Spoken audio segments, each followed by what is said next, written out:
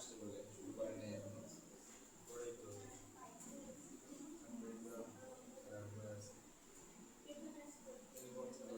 চলো তো আজকে হচ্ছে আমাদের ব্যালেন্স বোর্ড থিওরির সেকেন্ড ক্লাস। তো গত ক্লাসে আমরা ব্যালেন্স বোর্ড থিওরির বেসিকটা দেখছিলাম। তো সেখানে আমাদের ব্যালেন্স বোর্ড থিওরির আইডিয়াটা ছিল যে দুইটা পারমাণবিক অরবিটালের অধিক্রমণের মাধ্যমে সমযোজী বন্ধনগুলো গঠিত হয়।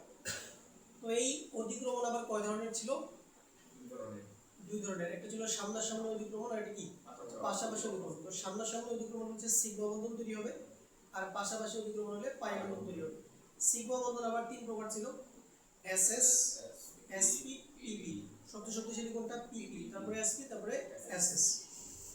আচ্ছা, এরপরে আমরা দেখলাম যে আমাদের যে পাই বন্ধন আছে, তো পাই বন্ধন কিন্তু সিগমা বন্ধন থেকে তুলনামূলকভাবে কি দুর্বল হবে।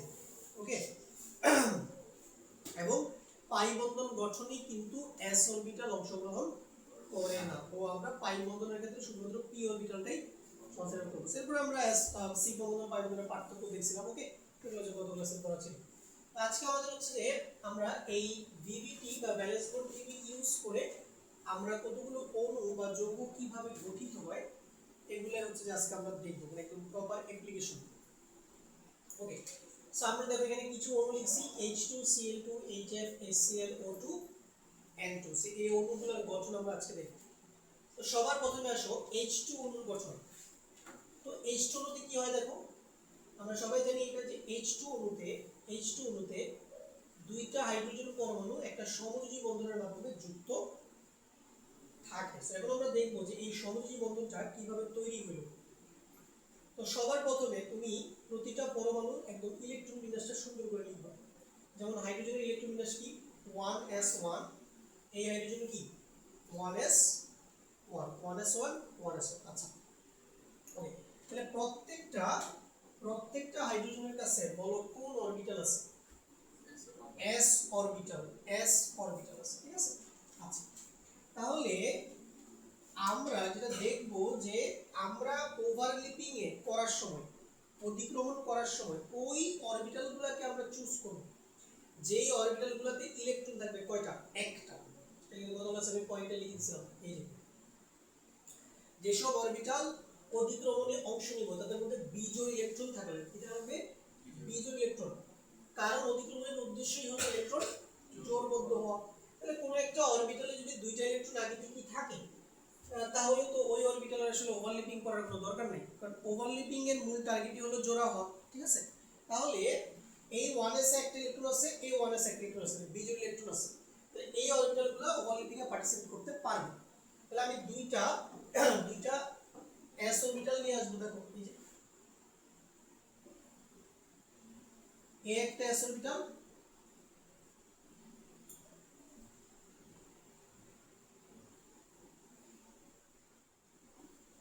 এই একটা s অরবিটাল, এই হচ্ছে আমাদের আরেকটা s অরবিটাল। কি হলো দেখো, এই দুইটা s অরবিটালের মধ্যে অধিক্রমণ হলো।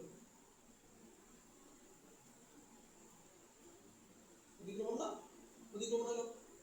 ওকে, তাহলে এখানে দুইটা s অরবিটাল কি মুখোমুখি অধিক্রমণ ঘটাইছে না? মুখোমুখি অধিক্রমণ। তাহলে এখানে সমযোজী বন্ধনটা কি হবে? সিগমা নাকি পাই? সিগমা বন্ধন। কি বন্ধন? সিগমা বন্ধন। আচ্ছা, এখানে বলতে বুঝতে কি হচ্ছে মুখোমুখি হচ্ছে না পাশাপাশি দিছি? এটা তো ক্লিয়ারলি বোঝা যাচ্ছে। পাশাপাশি দিতে হবে না, পাশাপাশি হবে হচ্ছে পি এর ক্ষেত্রে, s কখনো পাশাপাশি অধিক্রমণ ঘটাইতে পারে না। s এরটা অলওয়েজ মুখোমুখি হবে। আচ্ছা, এখন দেখো এই যে দুইটা অরবিটালের মাঝখানে যে কমন স্পেসটা আছে বা কমন রিজিয়নটা আছে, এই কমন রিজিয়নে কি থাকবে? এই কমন রিজিয়নটাতে কি থাকবে? এই কমন রিজিয়নটাতে দেখো, এই কমন রিজিয়নটাতে মূলত দুইটা ইলেকট্রন থাকবে। কয়টা ইলেকট্রন থাকবে? দুইটা ইলেকট্রন থাকবে। এই দুইটার মধ্যে একটা থাকবে আপ স্পিনে আর একটা থাকবে কি ডাউন স্পিনে। একটা থাকবে আপ স্পিনে, একটা ডাউন স্পিনে।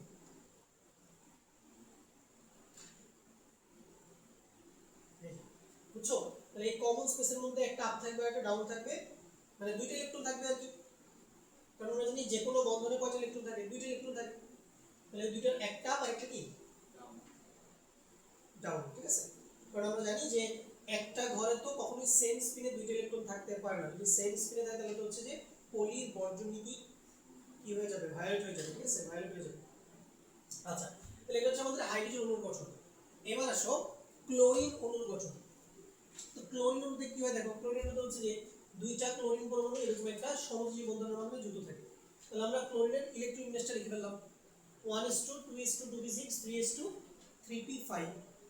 এই ক্লোরিনও সেম 1:2:2p6 3:3p5।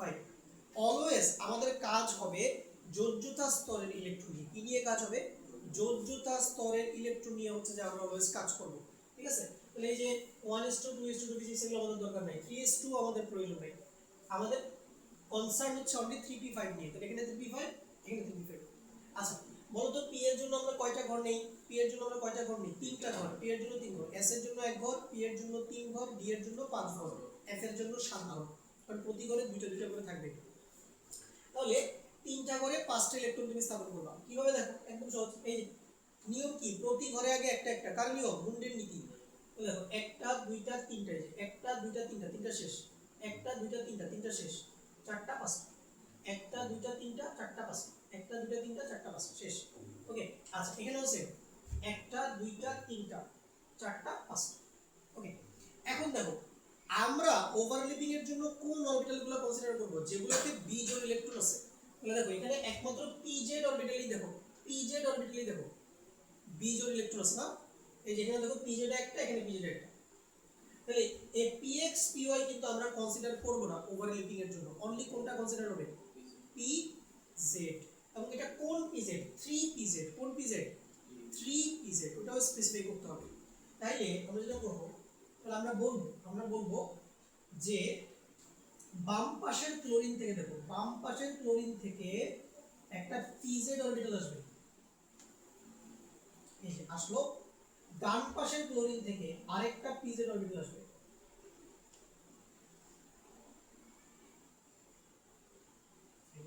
তাহলে বাম পাশের ক্লোরিন থেকে একটা pz অরবিটাল, ডান পাশের ক্লোরিন থেকে আরেকটা pz অরবিটাল। এখন তুমি বলতে পারো ভাই আপনি এটা x অক্ষ কেন রাখছেন? আমি আবারও বলতেছি যে x অক্ষ, y অক্ষ, z অক্ষ কিন্তু সুনির্দিষ্ট না।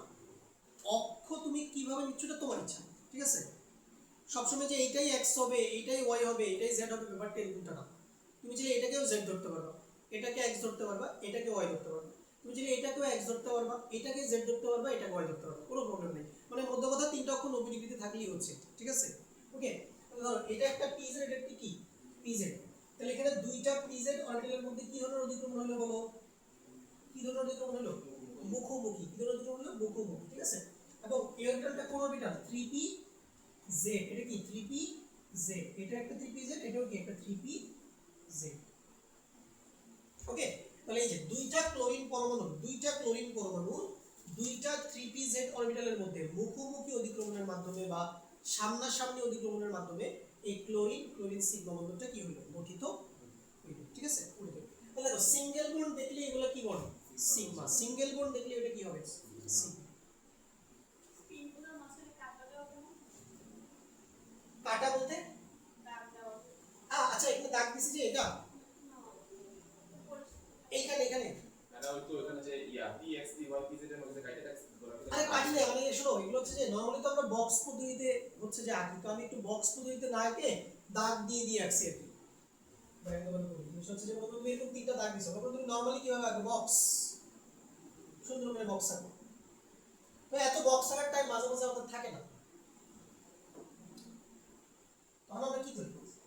সময় বাঁচানোর জন্য, only for time saving, just এটা তিনটা দাগ দিই। মানে তিনটা দাগ মানে তিনটা ঘর, তিনটা দাগ মানে তিনটা ঘর। তাহলে তিনটা ঘরে পাঁচটা, একটা দুইটা তিনটা চারটা পাঁচটা, বুঝছো? এভাবে এঁকে ফেলি আর কি, জাস্ট ফর টাইম সেভিং। তুমি চাইলে বক্স আঁকতে পারো, কোনো সমস্যা নেই, কোনো সমস্যা নেই। এরকম আপনি নাম্বার রাখবে না? কেন নাম্বার কাটবে ভাই? এটা ভুল কোথায়? যে নাম্বার কাটবে ও টিচারের মস্তিষ্কে সমস্যা আছে, অসুস্থ সে।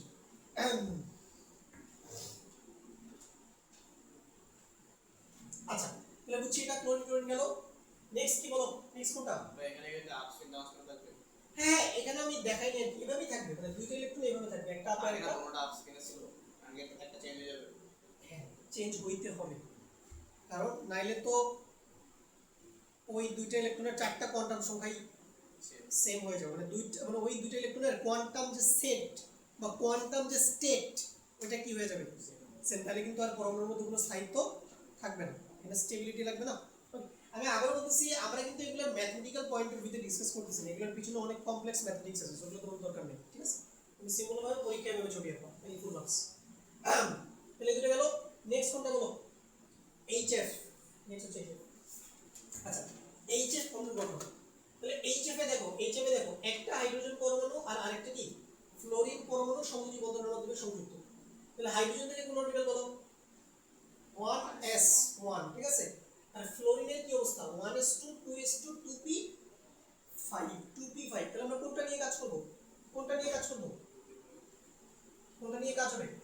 2p5 নিয়ে কাজ হবে, আগেরগুলো আমাদের দরকার নেই। আগের মতোই দেখো, p এর জন্য 3 ঘর, 1 ঘর 2 ঘর 3 ঘর, 3 ঘরে 5টা, একটা দুইটা তিনটা চারটা 5টা, তাহলে px py pz। তাহলে বলো আগেরবার কি নিছিলাম? 3p z নিছিলাম আগেরবার, এইবার কি নিব? এবার নিব 2pz, এবার নিব কি 2pz। তাহলে হাইড্রোজেনের s অরবিটাল আর ফ্লোরিনের কোন অরবিটাল 2pz অরবিটালের মধ্যে এবার কি হবে? মুখোমুখি অধিক্রমণ হবে। তাহলে আমরা নিব হাইড্রোজেনের s অরবিটাল, তাহলে s তো গোল, ঠিক আছে, গোল, আর p তো ডাম্বেল, এই ডাম্বেল।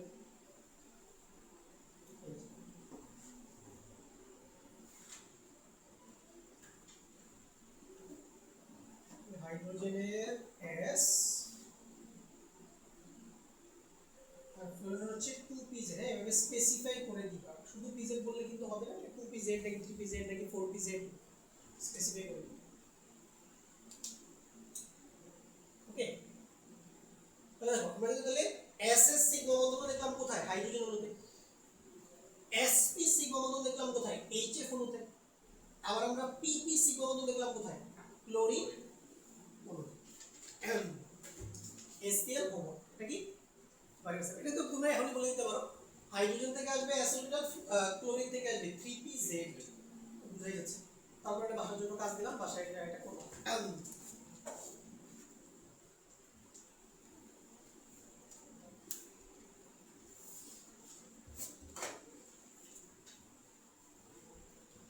বসিরের বাসা কই? এই চিপাকলি আমাদের এইটা না কোন ইয়া রাইট SCPO ইনশাআল্লাহ 28 সালে মাস্টার্স করব। মানে চলে যাবে, পরীক্ষাতে পাস করে আছে, বয়স হয়নি। ওরে পাস করে আছে, ভাই ভাই পাস করে বলছে, ভালোই তো, এসসিপিও হইছে। ঠিক আছে। এটা মাস্টার চিপ খারাপ বলতো, তোমার পুরো কি তোমার পুরো তোমার বউ SCPO ও JCO তোমার বউ, হ্যাঁ এ ভাইসা তোমার বউ JCO, তোমার বউ জায়দা বউ পিটিক স্যার, তোমার বউ কোথায় যাবো? ব্যবসায়। তোমার বউ ইলেকট্রিক ইঞ্জিনিয়ার, হ্যাঁ তোমার আম্মু ইলেকট্রিক ইঞ্জিনিয়ার, আম্মু গ্রাফিক্স সিলিন্ডার ড্রয়িং আর্কিটেকচার। আপনার আম্মু ও আসল তো বাড়িয়ালা, হ্যাঁ বিল্ডিং এর মালিক। ওয়ার্ডস তোর বড় বোনের খালি ক্লাসে বলতাম যে তোমার বোন তো বাড়িয়ালা। আরে এসব কেউ আগের বিল্ডিং এসব কেউ করে না। এই একটা বিল্ডিং থাকে এই চট্টগ্রাম শহরে, ভাই কি বলবো তুমি, মানে মানুষের স্বপ্ন। দেখ বুঝছি না, চলো নেক্সট লেভেল কাছে থাকবে। এইবার আসো সবচেয়ে আসলটা, যেটা গুরুত্বপূর্ণ, অক্সিজেন অণুর গঠন। দেখো অক্সিজেন অণু কিভাবে গঠিত হয়, তো তুমি এখানে দেখতে পাচ্ছ যে দুইটা অক্সিজেন পরমাণু এখানে দ্বিবন্ধনের মাধ্যমে যুক্ত। হ্যাঁ, তো গত ক্লাসে আমি বলছিলাম যে যদি ডাবল বন্ড থাকে সেখানে কিন্তু একটা সিগমা বন্ধন থাকে আর একটা পাই বন্ধন থাকে। আচ্ছা, এখন মজা হচ্ছে দুইটা বন্ধন কেন গঠিত হলো? প্রশ্ন হচ্ছে ভাই হাইড্রোজেন দুইটার মাঝখানে একটা বন্ধন কেন, আর অক্সিজেনের মাঝখানে দুইটা বন্ধন আসলেই কেন? এর পিছনে কারণ কি? কারণটা দেখো, অক্সিজেনের ইলেকট্রন বিন্যাস কি 1s2 2s2 2p4, এই অক্সিজেন কি 1s2 2s2 2p4। তাহলে আমাদের কাজ কি নিয়ে 2p4 নিয়ে কাজ। তাহলে আগের মতই p এর জন্য 3 ঘর, তাহলে 3 ঘরে এবার কয়টা রাখতে হবে 4টা।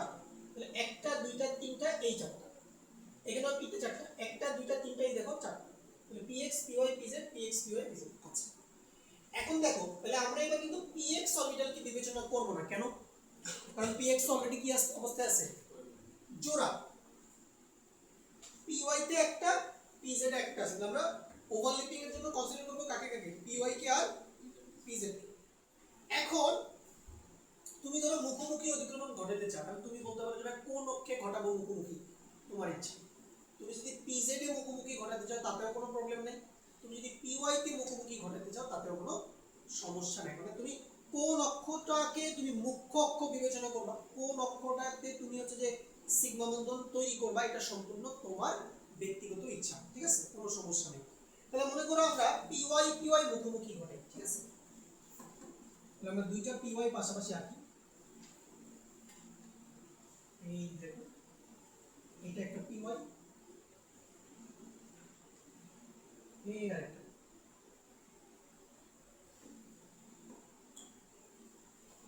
ওকে, তাহলে এটা হচ্ছে আমাদের py।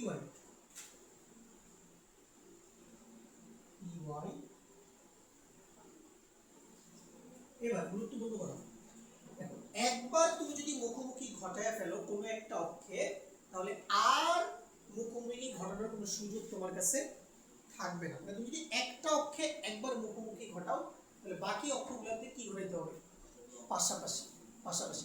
মুখোমুখি একবারই সম্ভব, মুখোমুখি একবারই সম্ভব, ঠিক আছে। তাহলে py তো মুখোমুখি ঘটায় ফেলছি, তাহলে pz আর pz কে মুখোমুখি ঘটাইতে পারবো না। এবার pz কি ঘটাইতে হবে পাশাপাশি অধিক্রমণ। কিভাবে আঁকবো দেখো, এইভাবে আঁকবো, এই একটা pz, এই যে এই উপরেরটা নিচেরটা মিলা একটা pz, এই আরেকটা pz, হ্যাঁ এই আরেকটা pz। তাহলে কিভাবে ঘটাবো দেখো, এই যে পাশাপাশি উপরে অধিক্রমণ, পাশাপাশি নিচে অধিক্রমণ।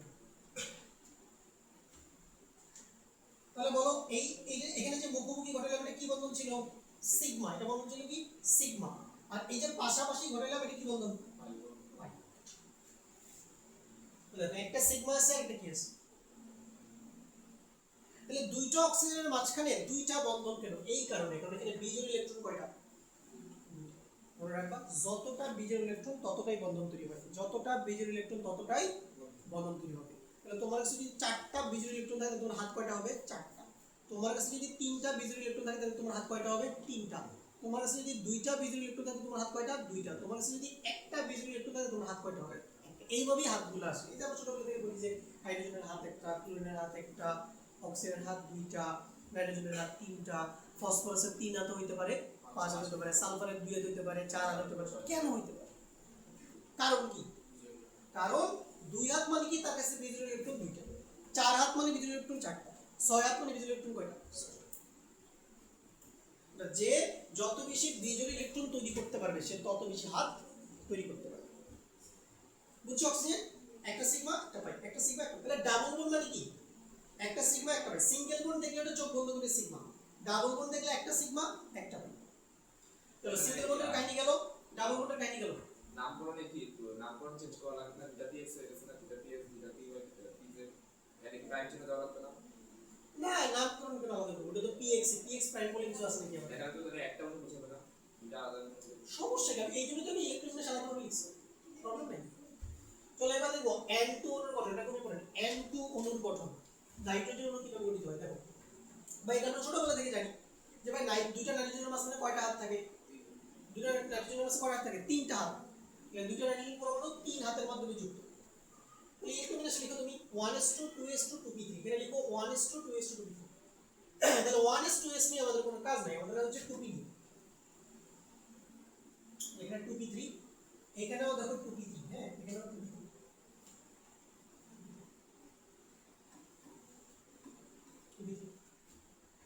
2p3 মানে কি ভাই px py pz প্রত্যেকটাতে কয়টা করে ইলেকট্রন একটা, হুন্ডির নীতি অনুযায়ী px একটা py একটা pz একটা, এখানেও সেম px একটা py একটা pz একটা। তাহলে বলো এবার বিজোড় ইলেকট্রন করে নাইট্রোজেনে 3টা, এর জন্য নাইট্রোজেন 3 হাত গঠন করতে পারবে, নাইট্রোজেন কিন্তু 3 হাতই গঠন করতে পারে। হাইড্রোজেনের হার কখনো 3 এর বেশি হবে না, ঠিক আছে?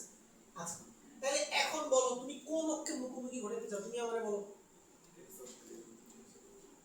এক্স এর মুখোমুখি ঘটাবা, ঠিক আছে, সমস্যা নেই, ঘটাও। তাহলে আমরা এক্স অক্ষে মুখোমুখি ঘটাই।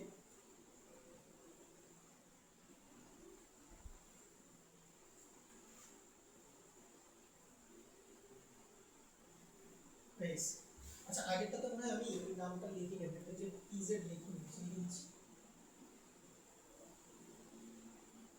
পিজেড এটা কি? আচ্ছা তাহলে এটা হচ্ছে আমাদের পিএক্স, এই পিএক্স পিএক্স মুখোমুখি ঘটায় ফেললাম।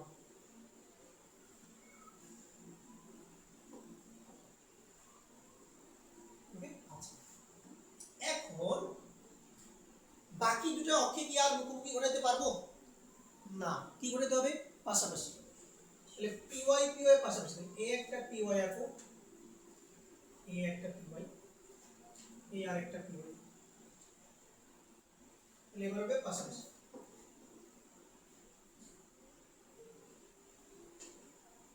হয়ে গেছে? এখন ছোট্ট একটা ঝামেলা হয়েছে, ঝামেলাটা কি?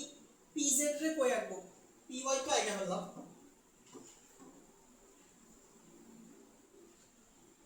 পিজেড রে এখন কেমনে আঁকবো? এবার একটু ভিজুয়ালাইজ করতে হচ্ছে অ্যাকচুয়ালি কি অরবিটালগুলো কিভাবে আসবে। এটা কিন্তু হচ্ছে যে পিএক্স, এটা কি পিএক্স, এইটা হলো পিওয়াই, এটা কি পিওয়াই, এটা পিএক্স, কলমটা কিভাবে রাখলে পিওয়াই। পিজেড কোনটা দেবে? পিজেড হচ্ছে এই যে এইভাবে, এই বোর্ডের বাইরে আসছে। তাহলে পি অরবিটাল যেটা মানে পিজেড অরবিটাল যেটা, তার একটা অংশ থাকবে বোর্ডের বাইরে, একটা অংশ থাকবে কি বোর্ডের বাইরে, আর আরেকটা অংশ থাকবে বোর্ডের কি ভিতরে। এখন তুমি এটা আঁকবা কেমনে এখানে? এবার আমার কথা, আমি তো অনেস্টলি এই ছবিগুলো প্রথম আঁকতাম, তুমি বুঝতে আমি সিরিয়াসলি অক্ষের কাহিনী কিচ্ছু বুঝতাম না। যে স্যারের কাছে পড়তাম উনি তো দুটাই ছবি আঁকতো বোর্ডের মধ্যে, কোনো একটা সিম্পল কোনো ভিজুয়ালাইজেশন নেই, ঠিক আছে? কত কষ্ট করে পড়াশোনা করছি, ঠিক আছে? আর তোমাদের কাছে এত সুযোগ সুবিধা থাকার পরে তোমরা পড়াশোনা করো। এবার আসো, এখন আঁকবো কিভাবে পিজেড? তো পিজেড আঁকার নিয়ম হচ্ছে খাতার মধ্যে এই যে এইভাবে আঁকা, দেখো কিভাবে আঁকা, আমি একটু অন্য কালার দিয়ে আঁকি, বুঝতে ক্লিয়ার হবে। এইভাবে বাঁকা করে আঁকি,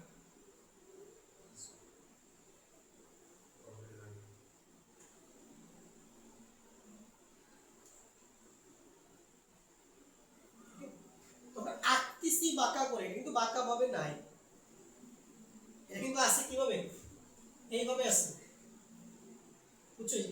একটা পোর্শন এইভাবে এসে একটা পোর্শন বোর্ডের বাইরে, একটা লো বোর্ডের কি বাইরে, আরেকটা পিছনে আছে বোর্ডের ভিতরে ঢুকছে, এটা তো এখানে দেখানো সম্ভব না। এই জন্য তুমি এক্সামের খাতায় পিজেডটাকে কিভাবে ড্র করো, এটা পিজেড বাঁকা করে আঁকো, বুঝছো? বাঁকা করে, এটা পিজেড পিজেড পিজেড। এবার তোমাকে ওভারল্যাপিংটা দেখাইতে হবে।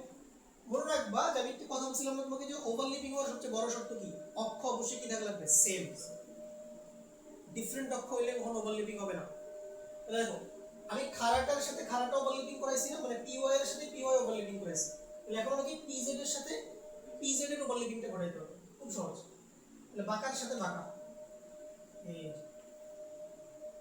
উপরে একটা নিচে, বেশ, ঠিক আছে? তাহলে এগুলো কি বন্ধন বলো, এগুলো কি বন্ধন? এই যে মুখোমুখি যেটা বললাম এটা কি ছিল? এটা তো সিগমা ছিল, এটা সিগমা ছিল, যে মুখোমুখিটা সিগমা ছিল, এইটা একটা পাই, এটা হচ্ছে আরেকটা পাই, ঠিক আছে? তাহলে বলো এটা সিগমা কয়টা? সিগমা কয়টা? সিগমা একটা, পাই কয়টা?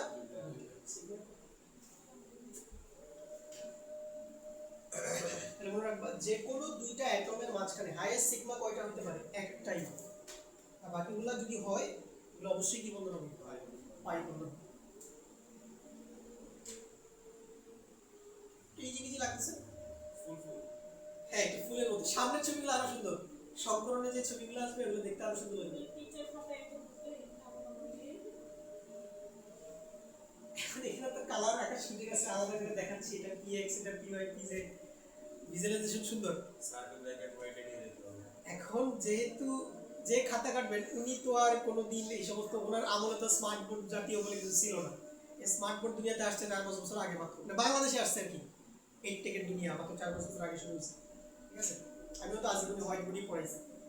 হ্যাঁ, হোয়াইট বোর্ডে পড়াইতে তখন অসুবিধা হতো আমাদেরকে আসলে ইমাজিন করাইতে। এখন দেখো সবকিছু তোমার যদি এখন ইমাজিন করার জন্য স্মার্ট বোর্ড লাগে তাহলে তোমার পড়াশোনা হবে না। তোমার ব্রেনে জিনিসটা ভিজুয়ালাইজ করতে হবে যেখানে কি হচ্ছে। তুমি কি পরীক্ষার হলে তুমি কি এরকম এগুলো সুবিধা পাবে না, তোমাকে কালো কালি দিয়ে লিখতে হবে। এই জন্য বেটার তুমি একটা কাজ করতে পারো, তুমি হচ্ছে যে ছবিগুলো অবশ্যই পেন্সিল দিয়ে আঁকবা, খাতা দিয়ে গেলে কাটা যদি ভুল হয় সেক্ষেত্রে এগুলা মানে কাটাকাটি করলে জিনিসটা দেখতে মিষ্টি লাগে। তুমি অবশ্যই পেন্সিল দিয়ে ছবিগুলো আঁকবা। অবশ্যই স্যার বুঝবে, কারণ স্যার দীর্ঘদিন ধরে খাতা কাটতেছে, স্যারের অভিজ্ঞতা আছে, সমস্যা নেই। স্যার দেখলে বুঝবে তোমার আঁকা ঠিক আছে, ঠিক আছে। এটা হচ্ছে স্যারের মাইন্ডের মধ্যে জিনিসটা সাবকনশিয়াসলি সেট আছে। স্যার যখন তোমার খাতা দেখবে না, পুরা খাতা পড়তে হবে না স্যারের, যে জায়গাটা তুমি ভুল করছো স্যারের চোখ অটোমেটিক্যালি ওখানে চলে যাবে। কেন? কারণ স্যার তো সঠিক জিনিস দেখে অভ্যস্ত। ধরো আমার ব্রেনে এটা আছে এরকম কোনো সেট, তুমি যদি ভুল ছবি আঁকো না বুঝে ফেলবে তুমি কোথাও বুঝছো, ঠিক আছে। এটা তোমার ব্রেনে সেট থাকবে, তো প্রবলেম নাই, তুমি খাতায় আঁকবা, তবে পেন্সিল দিয়ে আঁকো, পেন্সিল দিয়ে আঁকো। আর বোঝানোর জন্য একটু মার্ক করে দিবে, এগুলো লিখে দিবা কোনটা px কোনটা কি py কোনটা pz। মনে করো কেউ যদি এইখানে px এর বদলে কেউ যদি এখানে pz লিখে, কোনো সমস্যা নেই, বুঝছো কি না। সে যদি হরিজন্টালটাকে pz ধরে কোনো প্রবলেম নেই, আর যদি খাড়াটাকে px ধরে তাতেও কোনো সমস্যা নেই। কথাটা বুঝতে পারছো? অক্ষ তো আমি আগেও বলছি তুমি ইচ্ছা মতো দিতে পারো, কোনো সমস্যা নেই। pz এর সিগমা দিয়ে অন্য ধরনের পাইগুলো দাও। হ্যাঁ, যদি pz সিগমা ঘটাও তাহলে px আর py তে কি হবে, পাই। দিন শেষে তো কথা একটাই হলো, সিগমা একটা পাই দুইটা, ঠিক আছে। যেমনি করোনা হলো সমস্যা নেই। তবে আমরা সচরাচর মানে আমরা ওই বাচ্চাদেরকে সহজে বোঝানোর জন্য কি বলবো, বাচ্চারা তো মনে করে যে এইটাই আজীবন x, ছোটবেলা তাদেরকে শেখানো হয় আর কি, রাইট লেভেলে এইটা আজীবন y, এইটা আজীবন z, তাদেরকে এভাবে পড়ানো হয় আর কি, ঠিক আছে। বা টেক্সট বুকগুলোতে এভাবে লিখে থাকে, বুঝো না ডিজাইন। তাহলে আমরা কি শিখলাম দেখো, তাহলে আমরা শিখলাম সিঙ্গেল বন্ড কিভাবে গঠিত হয়, ডাবল বন্ড কিভাবে গঠিত হয়, ট্রিপল বন্ড কিভাবে গঠিত হয়, ঠিক আছে। তাহলে সিঙ্গেল বন্ড হলে সব সিগমা, ডাবল বন্ড হলে একটা সিগমা একটা পাই, ট্রিপল বন্ড হলে একটা সিগমা দুইটা পাই। এখন এই নলেজগুলো আমরা এখন কাজে লাগাবো এইখানে, সিগমা এবং পাই বন্ধনের সংখ্যা নির্ণয়, এগুলাই তোমাদের পরীক্ষায় আসবে, এমসিকিউতে আসবে। বলছে নিম্নোক্ত যৌগগুলোতে সিগমা এবং পাই বন্ধনের সংখ্যা গণনা করো। অনেকগুলো যৌগ দিয়েছি এখানে। আচ্ছা, এটা বের করার জন্য সবার আগে তোমার পাঠতে হবে স্ট্রাকচার। আমরা অনেকে কিন্তু স্ট্রাকচার রাখতে পারি না, একটা যৌগের গাণিতিক সংকেত আমরা রাখতে পারি না, সেটা আমাদের খুব দুর্বলতা। চলো এটা দেখে বলো কি, এটা CH3 CH2 তোমরা দেখছো আগে, এটা CH3 CH2 এটা কি প্রোপেন, তিন কার্বনের অ্যালকেন। এটা স্ট্রাকচার কেমন হবে দেখো,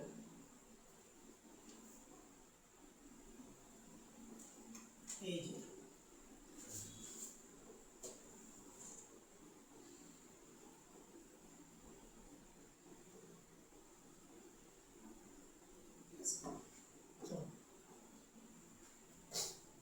স্ট্রাকচার।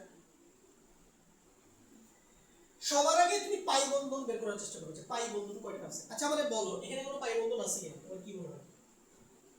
এখানে কোনো পাই বন্ধন কি আছে? না, কোনো পাই বন্ধন এখানে নাই। কেন নাই? কারণ কোনো দ্বিবন্ধন বা ত্রিবন্ধন এই গঠনে নাই, ঠিক আছে। কোনো পাই বন্ধন নাই, সব এখানে সিগমা বন্ধন। তাহলে দুই না দিকে সিগমা বন্ধন কয়টা, এগুলা তুমি যেগুলো এক পাশ থেকে কাউন্টিং শুরু করবা এবং কোনটা তুমি কাউন্ট করতেছো এটাকে মার্ক করে রাখবা, নাইলে আবার এলোমেলো হয়ে যায়। ধরো আমি মার্ক করি, ধরো এ একটা, দুইটা, তিনটা হলো তিনটা সিগমা, সিঙ্গেল মানে সিগমা। এই চারটা, পাঁচটা, ছয়টা, সাতটা, আটটা, নয়টা, 10টা। তাহলে কয়টা সিগমা বন্ধন আছে? 10টা সিগমা বন্ধন আছে। সিগমা এখানে 10টা। পাই কয়টা? পাই কত? 0। কোনো পাই বন্ধন নেই।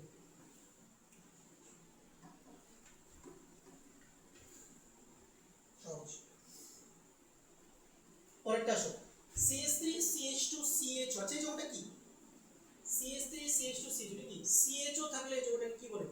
অ্যালডিহাইড। এটা কি? এটা কয় কার্বনের অ্যালডিহাইড এটা 3 কার্বনের অ্যালডিহাইড এটা হচ্ছে প্রোপানেন প্রোপানেন এটা স্ট্রাকচার আছে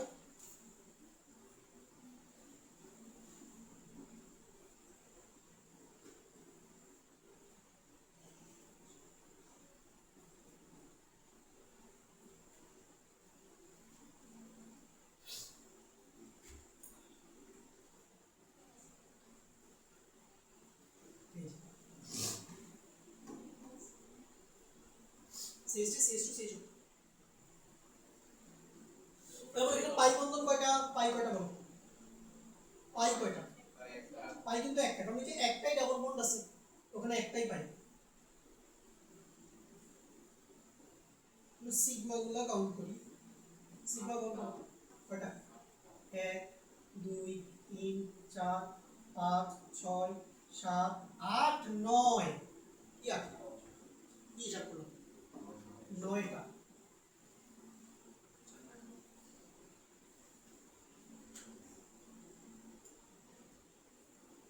আর একটা সিগমা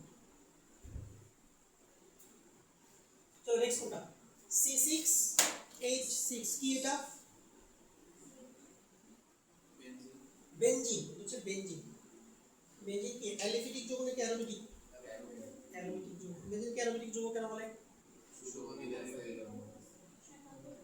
একাধিক দ্বিগুণ আছে এরপরে আর কিছু বলে নেই চাকরির জন্য বলো ইশফিতা তুমি বলো বেনজিন কি অ্যারোমেটিক যৌগ কেন বলে বই লেখা আছে বেনজিন বলে অ্যারোমেটিক যৌগ যাকে এটাকে অ্যারোমেটিক যৌগ কেন বলে এগুলা তুমি এখন বললে বুঝবা না এগুলা অ্যারোমেটিক যৌগের যে কন্ডিশনস এগুলো তুমি অর্গানিক কেমিস্ট্রি পড়বে সেকেন্ড ইয়ার হাকেল নিয়ম বিজ্ঞানী এরিক হাকেল কিছু বই দিছে যাক এগুলো এখন না এগুলো মাথায় ঢুকবে না আচ্ছা চলো আমরা বেনজিন কি একটু আঁকি বেনজিন কি কিভাবে আঁকবে মনে আছে কিনা তোমরা শেখানো হয়েছে ফার্স্টে এরকম 6টা কার্বন লিখতে হয় না এই যে এরপর কিভাবে আগে একটা করে বন্ধ দিতে হবে এবং একটা ফাঁকা হবে একটা সিঙ্গেল বন্ড একটা ডাবল বন্ড একটা সিঙ্গেল বন্ড একটা ডাবল বন্ড একটা সিঙ্গেল বন্ড ডাবল বন্ড কার্বনের কি চার হাত হইছে কার্বনের চার হাত হইছে 3 হাত হইছে তাহলে আরেকটাতে কি বসবে হাইড্রোজেন প্রত্যেকটা কার্বনে হাইড্রোজেন বসে যাবে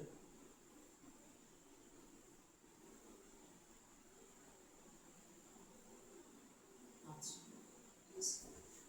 বলো এবার নাকি পাইটা কাউন্ট করি হ্যাঁ বলো পাই কয়টা এখানে পারা উচিত ইজি পাই কয়টা পাই তিনটা ডাবল বন্ড আছে না তিনটা ডাবল বন্ডে তিনটা পাই সিগমা গুলো একটু হিসাব করে রাখবে সিগমা গুলো হিসাব করবে তাহলে উপর থেকে কাউন্ট শুনবি 1 এইখানে একটা আছে দুইটা তিনটা চারটা 1 2 3 4 5 6 7 8 9 10 11 12 ঠিক আছে 12টা মানে বেনজিনে কিন্তু 12টা সিগমা বন্ধন আছে আর 3টা পাই বন্ধন আছে সেটা তোমাকে জানতে হবে এটা আসে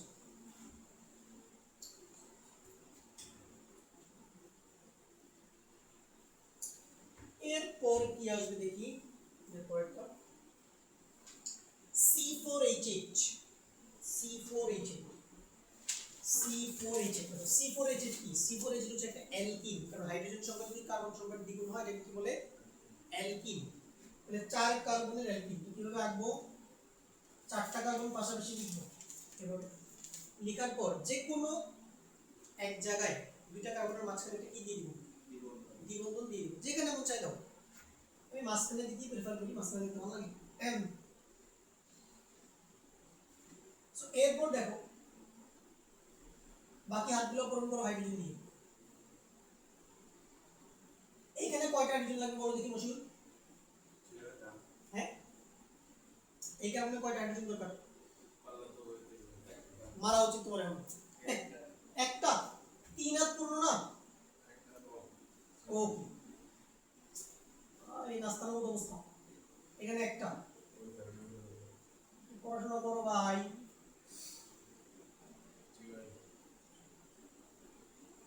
ইন্টারনাল পাস করবা না ভাই, কেন?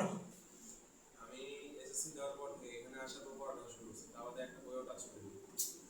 কারণ ভাই আমি চলো ভাই বলতে দিও না। আমি তো ভাই আমার সাবজেক্টে কোনো সলিউশন দেব। তোমার তো ফিজিক্স ম্যাথ আছে, বায়োলজি আছে, আইসিটি আছে, বাংলা আছে।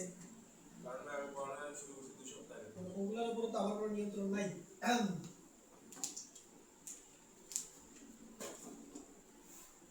পড়াইছি যখন প্রথম টিউশন পড়াইতাম তখন ফিজিক্স ম্যাথও পড়াতাম, মাঝে মাঝে পড়াই। মার্কেটে ফিজিক্স আর ম্যাথ নিয়ে প্রচুর হাই, মানে এই দুই সাবজেক্টে প্রবলেম গুলো ওই যে ইয়া করে রাখে, মানে এগুলো হচ্ছে ওদের কাছে কি বলবো, পূজা করে আর কি। কেমিস্ট্রি কম করে বলো, দশ হাজার আমার করে মারা খাই লাস্ট পর্যন্ত। মানে এবছর চুয়েটের যে কেমিস্ট্রি কোশ্চেনটা দিলাম, ভয় লাগলে কোশ্চেন করছি। ফার্স্ট পেপারের চ্যাপ্টারের কনসেপ্টের সাথে সেকেন্ড পেপারের চ্যাপ্টারের কনসেপ্ট মিলায়া হচ্ছে যে কোশ্চেন করছি। যথেষ্ট স্ট্যান্ডার্ড কোশ্চেন দিলাম। কোন সাবজেক্ট কঠিন আসবে সহজ কি জানো? ধরো তুমি ফিজিক্স অনেক ভালো প্রস্তুতি নিয়ে গেছো, এমন কোশ্চেন দিচ্ছে তুমি ধরতে পারতেছো না, কি বলবো তুমি?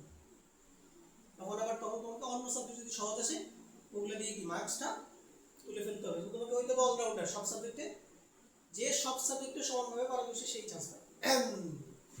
এবার আসো এটা বলো, পাই কয়টা? পাই তো একটাই। ওকে পাই হিসাব করে ফেলবা। সিগমা দুটো তো সিগমা কয়টা? 12টা।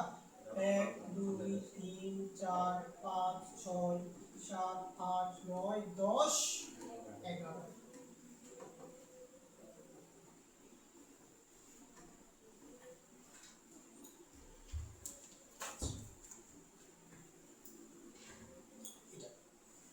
এরপরে আসো পরেরটা, C5H8। এটা কি বলো? এটা একটা অ্যালকাইন। এটা কি অ্যালকাইন? অ্যালকাইনের সাথে সাথে কি CnH2n-2। তাহলে হাইড্রোজেন সংখ্যা হচ্ছে 5 কার্বনের জন্য 8টা, মানে এটা অ্যালকাইনই হবে তুমি যদি দেখো। তো এটার স্ট্রাকচার কেমন হবে? তুমি তো বুঝতে পারছো স্ট্রাকচার কেমন হবে। তুমি কি করো, 5টা কার্বন পাশাপাশি লিখো।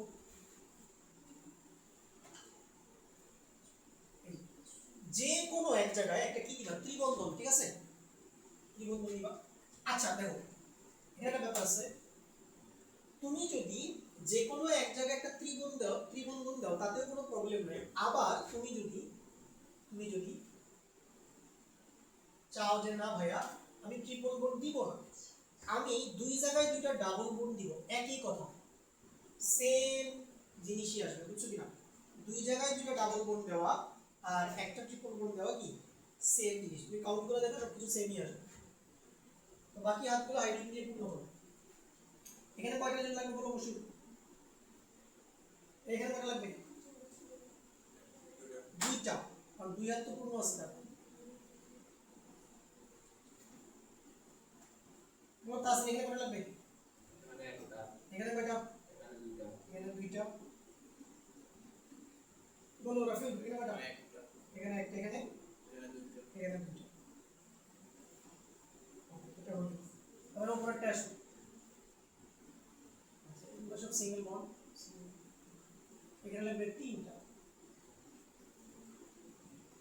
এখানে কয়টা লাগবে? দুইটা। এখানে কয়টা লাগবে? একটাও লাগবে না, একটাও লাগবে না, তার তো পূর্ণ আছে। এখানে লাগবে না।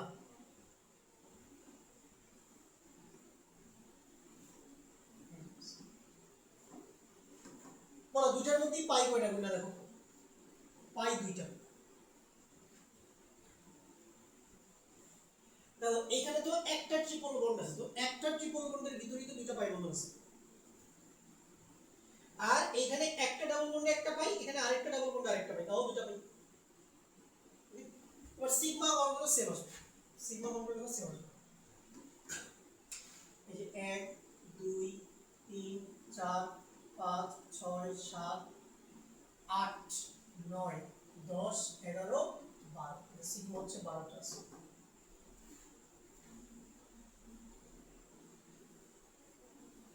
আর যদি মোট বন্ধন জিজ্ঞেস করে তাহলে উত্তর কি হবে?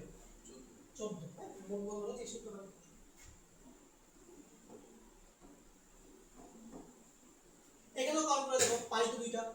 কলম করো 1 2 3 1 2 3 4 5 6 7 8 9 10 11 সেমাসা সেনা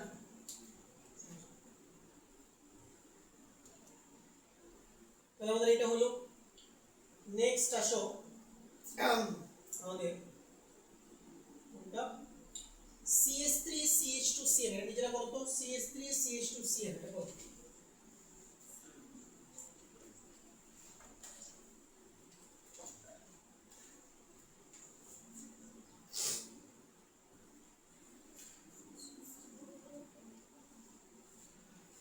CH3 CH2CN এটা বলো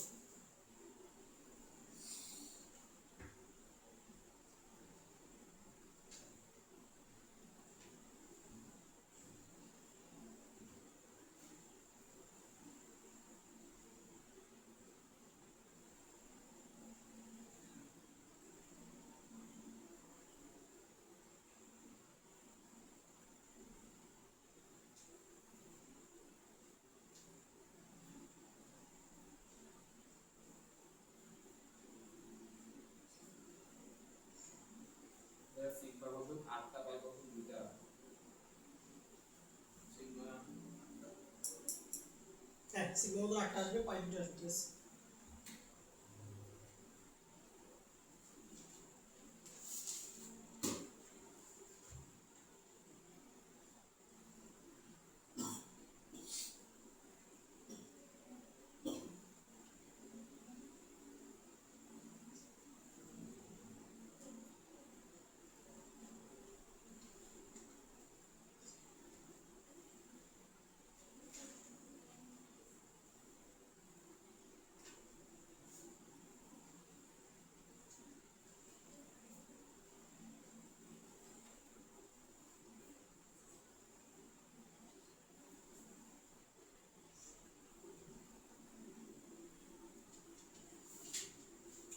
বুঝছে এদিকে পরেরটা বাড়ি কাজ CH3 CH2CH বলে সেটা মনে থাকবে এটা মনে থাকবে CH3 CH2CH এটা ইজ W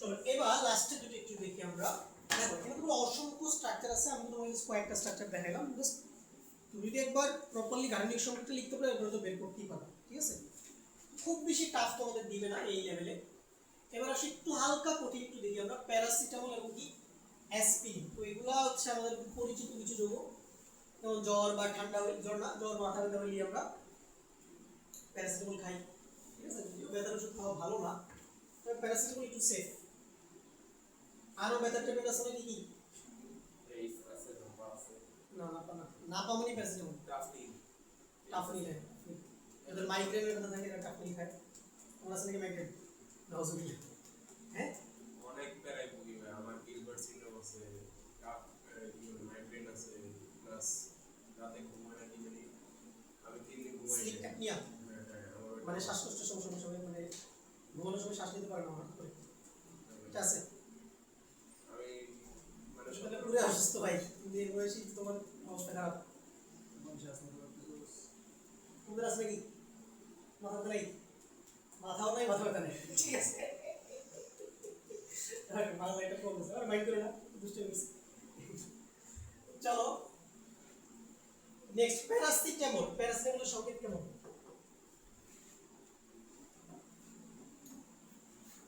প্যারাসিটামল এটা বেনজিন রিং আঁকতে হবে দেখো ভিতরে একান্ত দ্বিবন্ধন দিতে হবে উপরে হবে হচ্ছে OH আর এই কার্বনে হবে NHCOCH3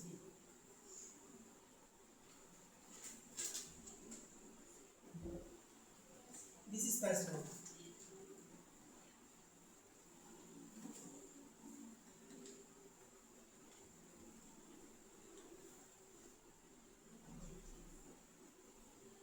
সংখ্যা দেখলে কি এটা কি প্যারাসিটামল। এরপরে চলো এটা আমি করে দেখে অ্যাসপিরিনটা বাড়ি কাছে দিব। দেখ এইখানে কি হবে বলি, এটা সংকেত এটা সঙ্গে কি লিখবো? কি প্যারাসিটামলের সংকেত নাই, প্যারাসিটামলের সংকেত নাই। এটাই তো প্যারাসিটামলের সঙ্গে এমনি লিখিত সিএস না আমি লিখি না এইভাবে আগে এভাবে লিখতে হবে। এইভাবে লিখি। আচ্ছা তুমি সেকেন্ড ইয়ারের যখন তুমি জয়গ্রেশন করবা সেকেন্ড ইয়ারে তখন তুমি প্যারাসিটামল কিভাবে বানাবে শিখবা। ওষুধের কিনা লাগবে না, কি ওষুধের কিনা লাগবে না। আর এইগুলো কি তুমি কি বাসায় বানাতে পারো নাকি? ওগুলো অনেক প্রসেস আছে ওষুধ বানানোর। দেখো এটা কিভাবে আঁকে কারণের সঙ্গে টা এটা কোনটা? ডিটেইলস আঁকতেছি আর কি। দেখো নাইট্রোজেন এক হাতে আছে হাইড্রোজেন আর এক হাতে আছে কার্বন অক্সিজেন নাইট্রোজেন।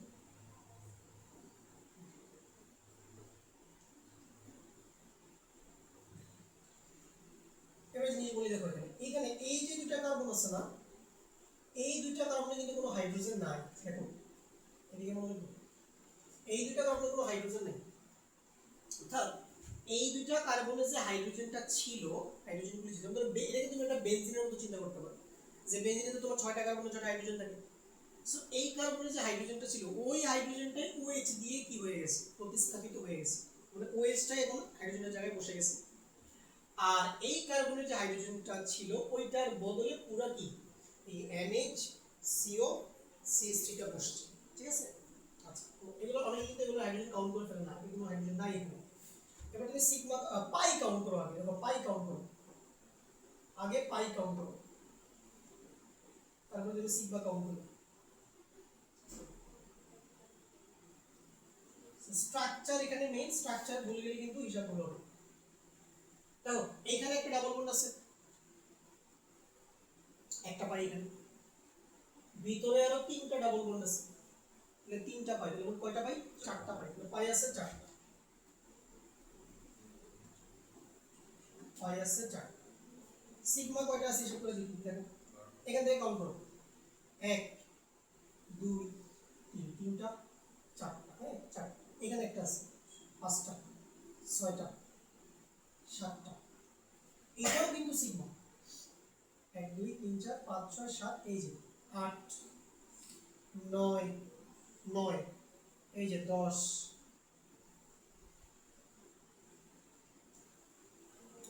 11 12 13 14 15 কত হলো 16 কত হলো 16, তাহলে সিগমা কয়টা আছে 16টা। খুব সুন্দর করে একটা গোল্লা পাবো, কথাটা বুঝতে পারছো? সুন্দর করে গোল্লা পাবো। তো এই মাঝখানের 4 কার্বনের হাইড্রোজেন আছে না, এই কার্বনে একটা হাইড্রোজেন আছে, এগুলো কি তোমার নানি এসে কাউন্ট করবে?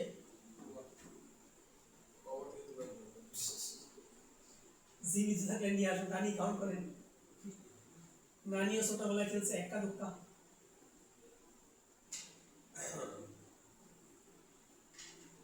আরো 4টা কি সিগমা কাউন্ট হবে না এখানে?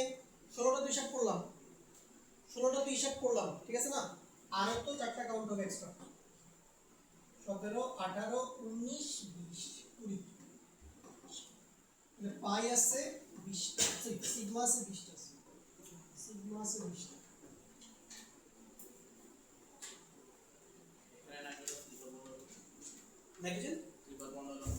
কেন হইল না, কেন হইল না? দেখো নাইট্রোজেন তো 3 হাতে আছেই, তার হাত 3টা হইতে হবে, ট্রিপল বন্ডে থাকতে হবে এমন তো কোনো কথা নেই। ধরো তোমার হাত হইতে হবে 3টা, তো 3 দিকে একটা একটা 3টা হাত থাকতে পারে, একদিকেই 3টা হাত থাকতে পারে, অথবা একদিকে 2 হাত আর একদিকে এক হাত, মানে হাত 3টা হইলেই হচ্ছে, বুঝছি?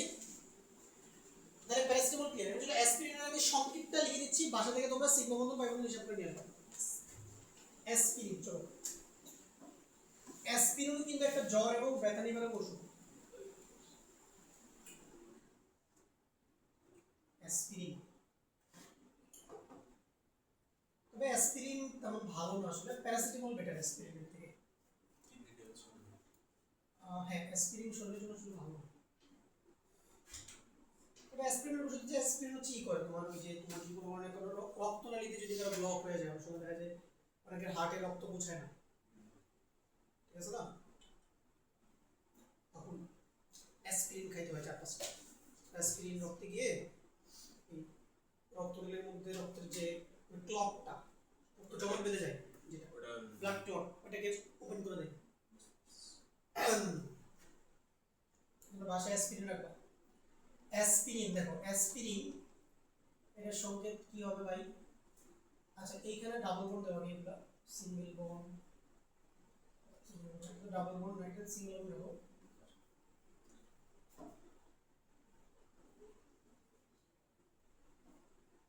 Single bond, double bond, single bond, আবার double bond, single bond, double bond. এইখানে একটা সি ডাবল এইচ দিবা, আর এখানে তুমি দিবা ও সিও সি। এটা হলো অ্যাসপিরিন।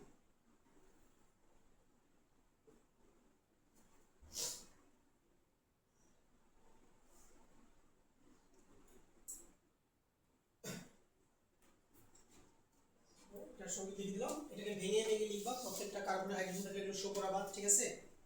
ভেঙে ভেঙে সুন্দর করে তারপরে সিগন্যাল বাই কাউন্ট করবা। তো ঠিক আছে, আমাদের এই টপিক কমপ্লিট, বিবিটি শেষ। আগামী ক্লাসে আমরা শুরু করবো এই চ্যাপ্টারের মোস্ট ইম্পর্টেন্ট টপিক, যেখান থেকে তোমাদের একটা সৃজনশীল আসবেই, সেটা হচ্ছে সংকরণ, অরবিটাল সংকরণ।